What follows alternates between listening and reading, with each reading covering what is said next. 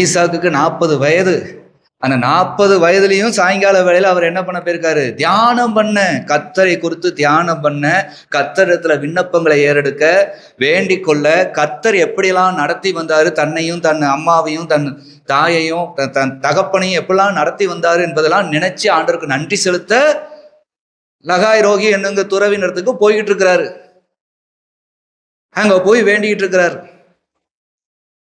40வது வயதுலையும்.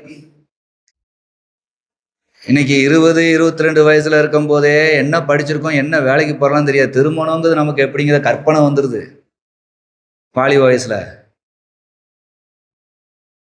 தவறு இல்லை. தேவனுக்கு பிரியமா எப்படி வாழலான்னு கொஞ்சம் கற்பனை பண்ணது உண்டா? அதுக்குன்னு ஒரு நேரம் செலவழிச்சது உண்டா?